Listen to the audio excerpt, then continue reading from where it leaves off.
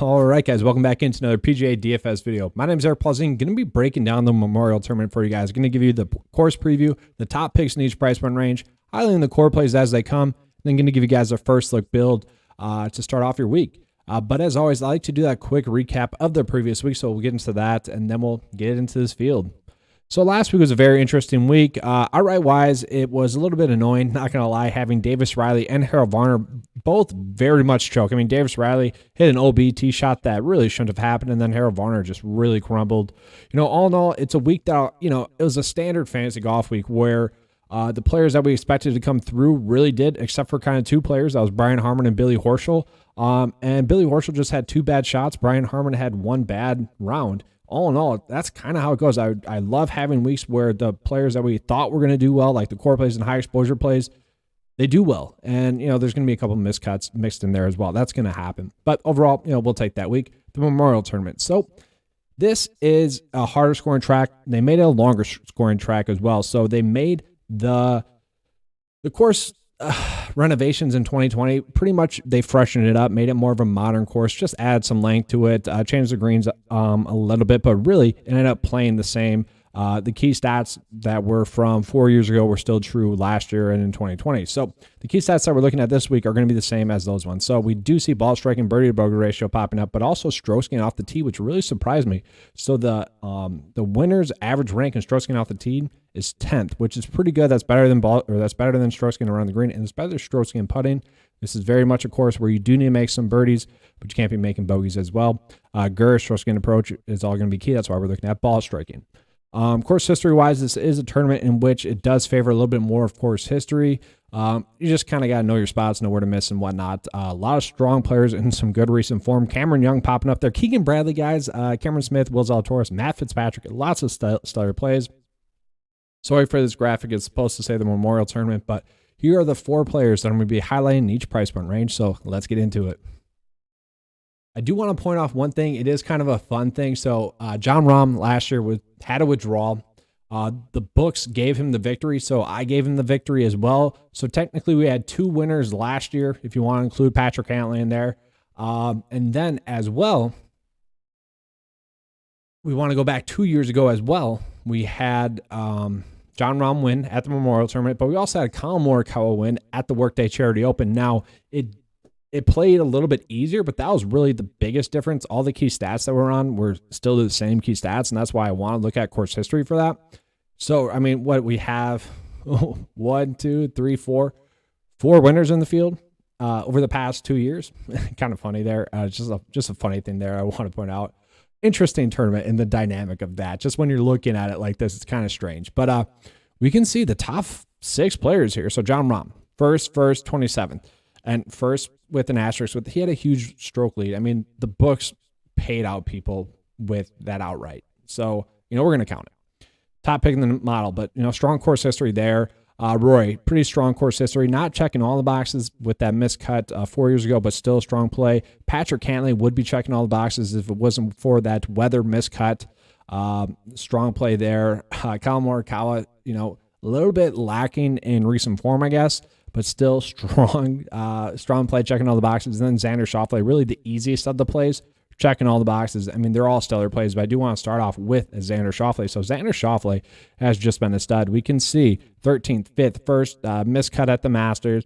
But besides that, playing some strong golf. He has some good finishes here at this tournament. Sure, if we look at 4 years ago at the Memorial, he missed the cut there. But besides that, all have been top 15 finishes. We can see 11th, 13th, 14th, and 14th. Really strong stuff there from Xander Schauffele. I think he's going to be an excellent play this week. As we can see, he's checking all the boxes. And for me, that's a player that I really can't pass up on this week. And then if we want to go lower, Jordan Spieth is going to be another excellent play for you. 18th, 13th, miscut, 7th, 4's course history. Strokes gained off the tee, 20th. Ball striking, top 20. Really just top 40 across the board and all the key stats that we're looking at. So surprisingly, he's a top 5 stat fit this week. That is something that I don't think I've said in over 2 years. Jordan Spieth is a top 5 staff in the field.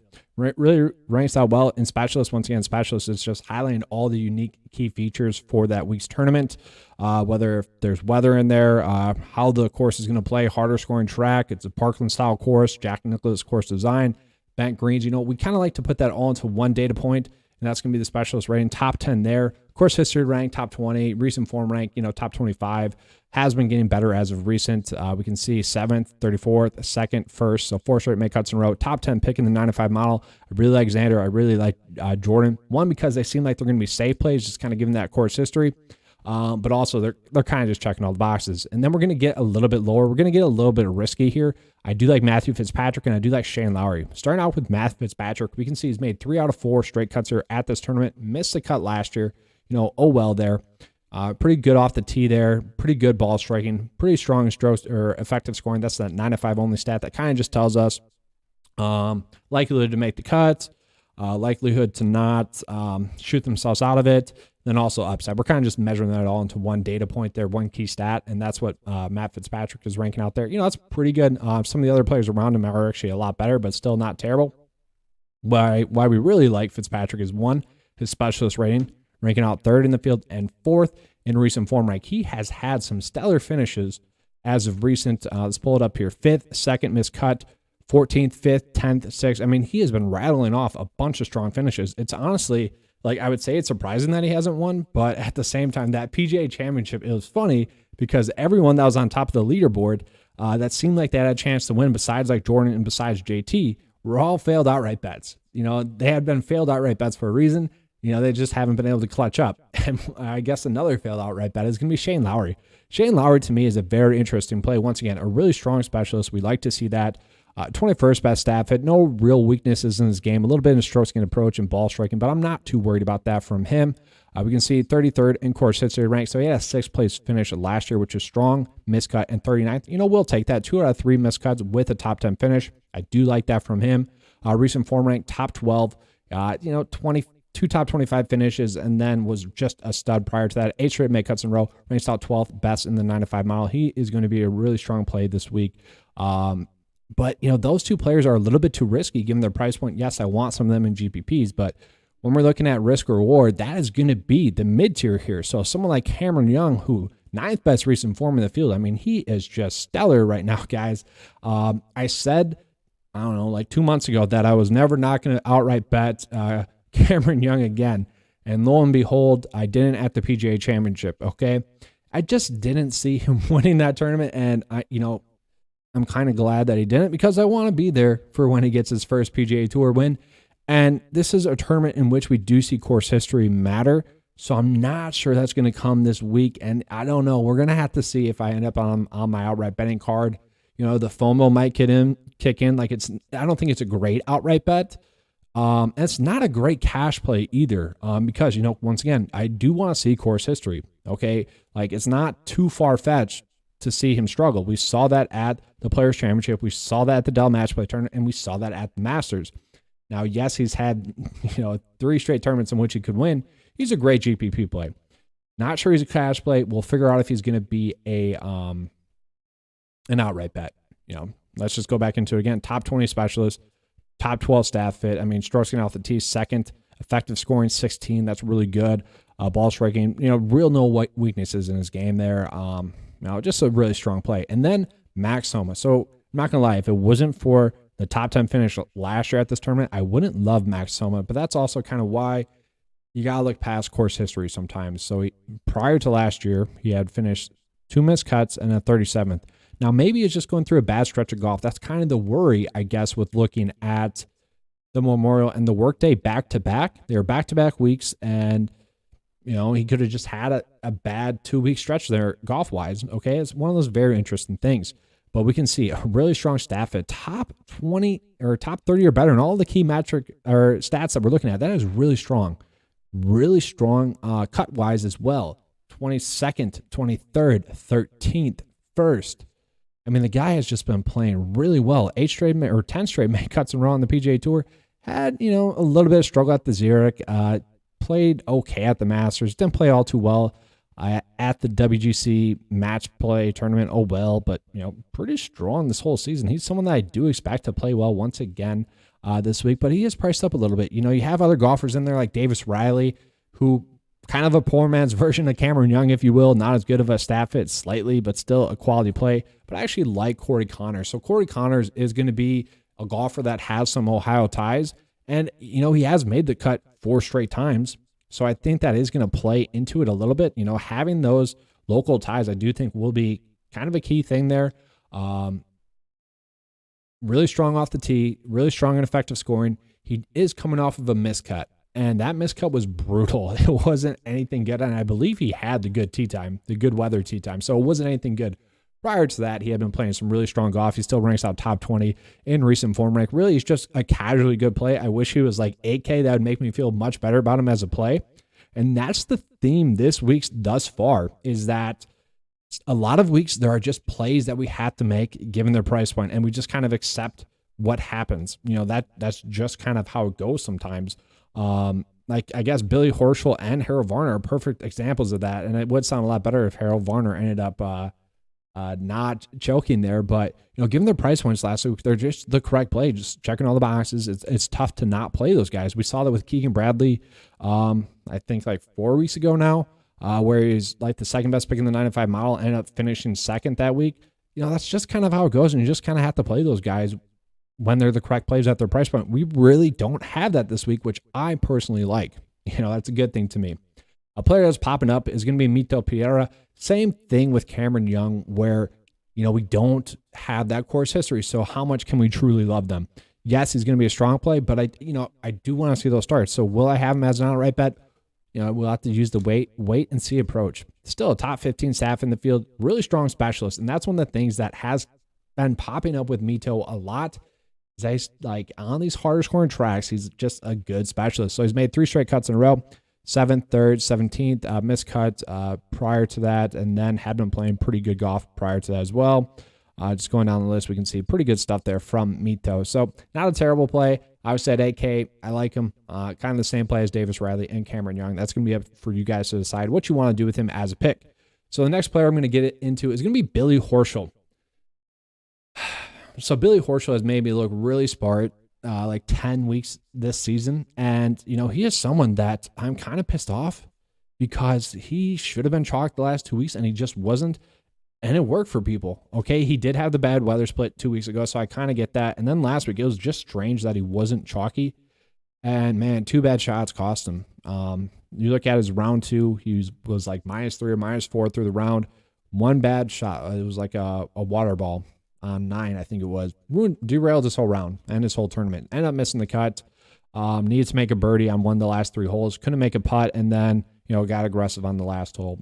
Ended up finishing, 82nd? No, that's whatever. Whatever.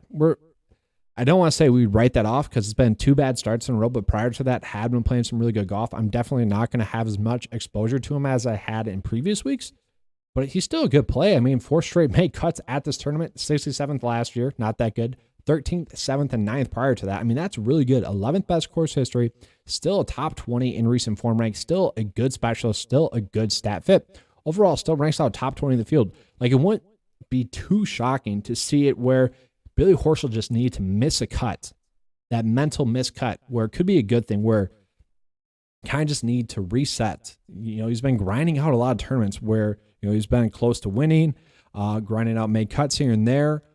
Maybe he just needed to finally miss a cut to finally, I guess, mentally break through. I could see him winning this week. Do I want to put him on an outright betting card? We'll see. He's another one of those guys where I don't really want to, just because the field is loaded. My goal when making a betting card is reducing the field to 5%. And, that's going to be very tough to do.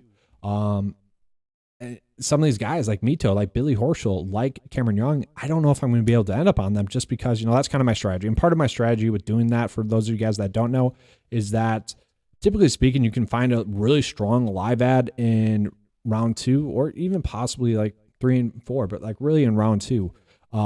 That kind of keeps the door open to, add 1 or 2 live ads throughout the week.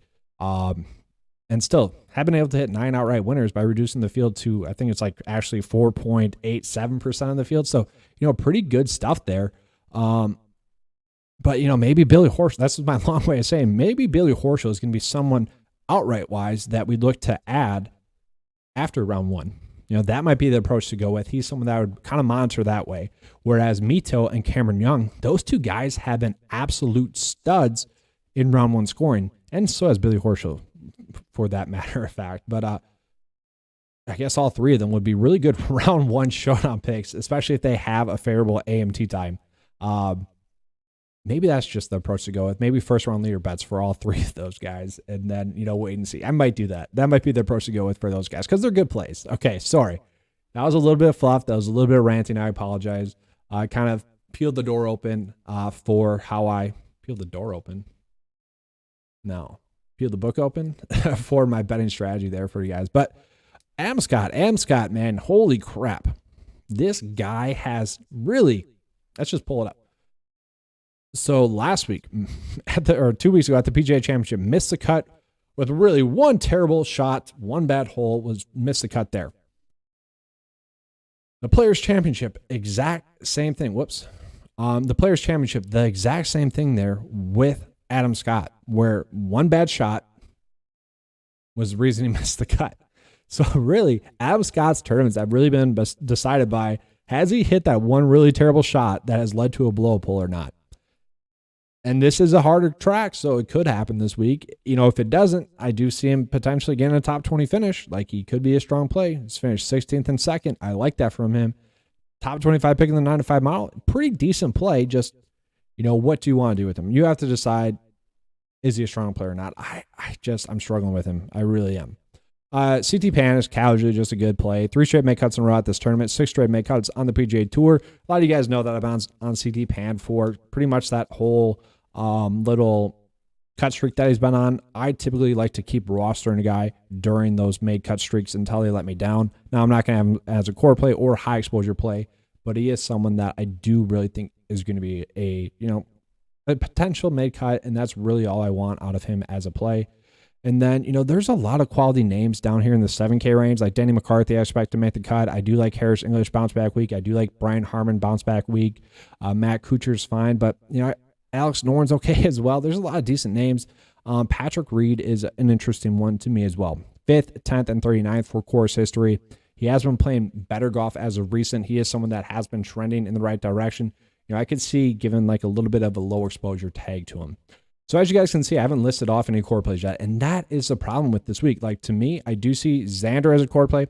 I see Jordan Spieth as a core play.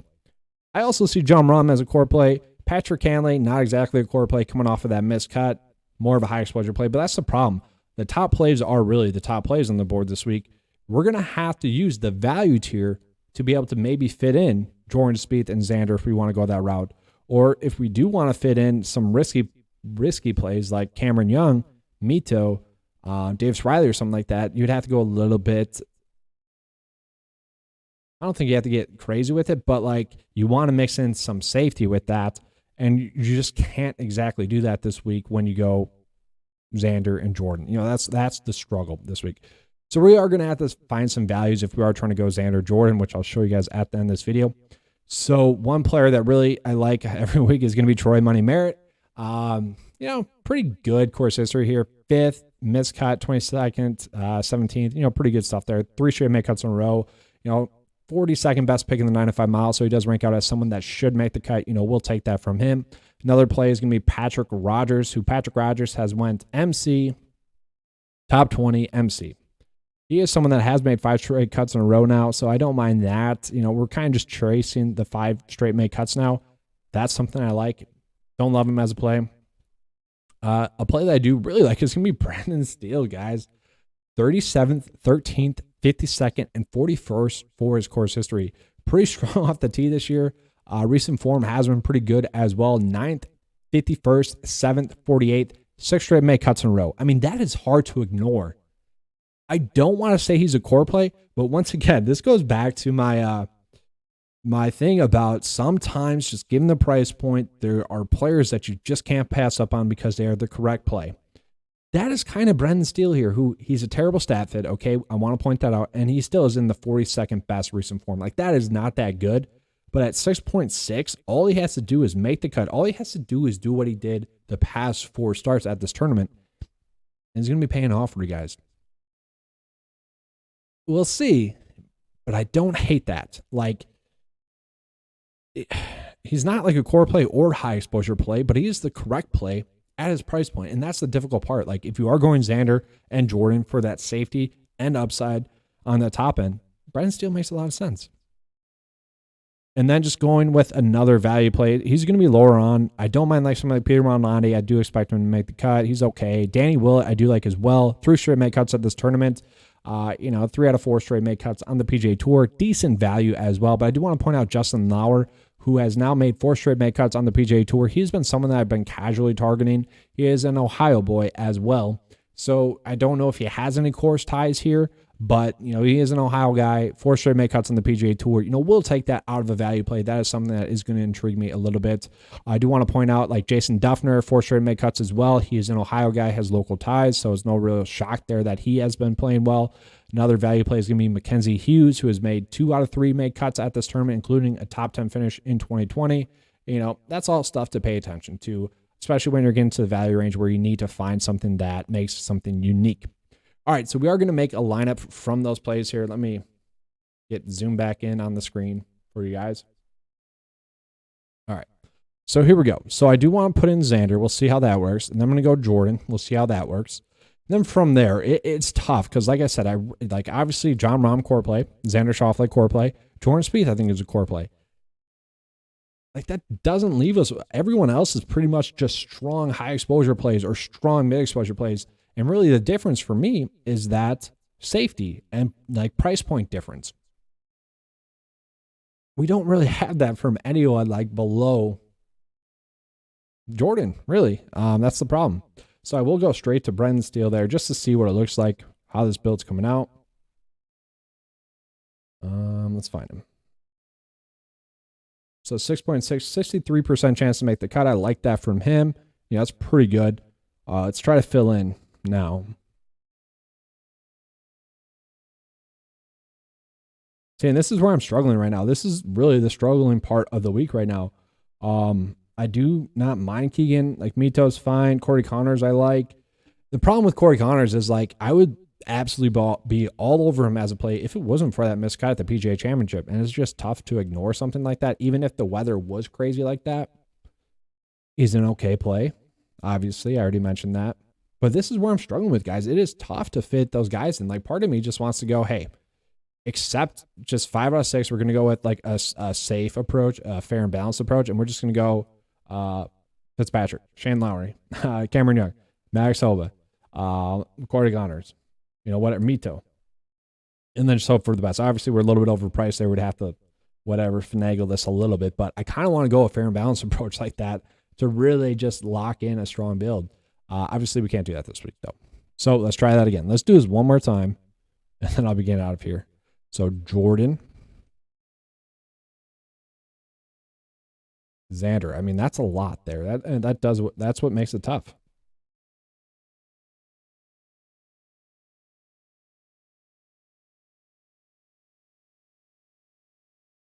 All right, so Steele. I don't think we should go like Justin Lauer, especially in a first look build or a cash build or anything like that. But he has been making a bunch of cuts this year. I really don't mind him. His make cut percentage is off the charts. Let's see here. Who can we go with now from there? This is tough. I'm telling you guys, lineup path is going to be key. That is going to be the deciding factor. Where you start your lineup is going to be the deciding factor. It doesn't really matter what your player pool with. It's just going to matter with where you start lineup wise. And obviously that's going to be something you can tell in retrospect if it's going to be the correct move or not. This is a tough one. So Cameron Young, a little bit too high there. So let's go back to Max Homa, and then let's go with Corey Connors. I feel a little bit better about him making the cut. Pretty strong build here. So average mile rank 30th. That's not that great. Course history rank 24. Still not that great. Stat ranks okay. Recent form rank, but these guys have all been proven made cut type of guys. So I don't mind this build. It's a first look build. What we do from here, we'll have to figure that out. But that's all I have for you guys for this video. I will be coming out with the bets and fades video like I have been doing. I might just be doing that on Tuesday nights or Wednesday morning. It's really just when I have a good feel for kind of the ownership and if it's going to change or not. Obviously, the outright bets, that is something that I think it's very twofold. I think it's best to wait until making rosters or lineups and making financial decisions, I guess, is best to wait until you have everything nailed down. You have as much information as possible to make the best decision you can possible. And it's really, I know a lot of people, I put out a tweet like making outright bets should be the last thing you do and not the first thing that you do. And some people on Twitter did not like that. And the funny part about that is they were agreeing with me while trying to act like they were disagreeing with me. They're like, you can do plenty of research on Sunday and Monday morning before outright comes out. And I'm like, yes. So you're doing something before the outright betting.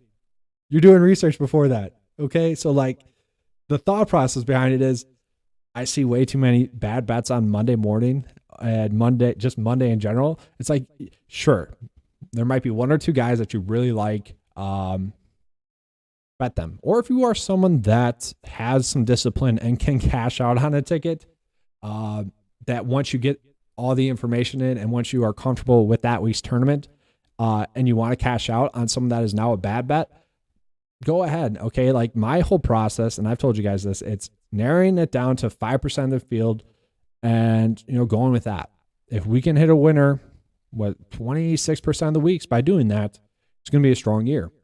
Okay. So it was just something funny out there. It was just funny, but that's kind of my process. I think it is a strong way to make sure that you are making your best decisions possible. Obviously, if there's some numbers that you like Monday morning, go for it. But there's only been one decision this year that kind of I regretted, or 1 week in which I regretted not doing that. And that was with the Ryan Brem outright hit at the secondary event where he was like 100-1 to start the week. And then he was bet down to like 60-1. Whatever, we'll take that still. It was still a good hit. It was a secondary event. Like you're not really going to be on that until I guess Tuesday night. You're not going to really feel comfortable with that on Tuesday night. He is someone that I would not have been on Monday morning. That is someone that as the week went on, I liked him more and more. And that's why he made sense for an outright bet. So that's just a long spiel. Hopefully you guys enjoyed this video. If you did, please give me a like and subscribe. You guys want to catch out that outright video? And it's just going to be a betting video. Like the round 1 3 balls that I gave you guys that week, that was pretty good. And we'll be doing showdown videos casually throughout the weekend, whether it's Friday, round 2, round 3, round 4. It's just kind of when I have time. So, and when I feel good with it. Like I hate giving you guys just content. That's not my thing. I want to give you guys actionable stuff each time that a video is uploaded by 9 to 5. So hopefully you guys enjoyed this video. If you did, please give me a like and subscribe. If you guys want to join 9 to 5 Nation, the best value in PGA DFS, $10 a month gives you all that you need to succeed. And a little bit more, probably too much. You can, $10 a month, link in the description below. All right, I'm out. Let's have a good weekend as always. Let's keep cashing.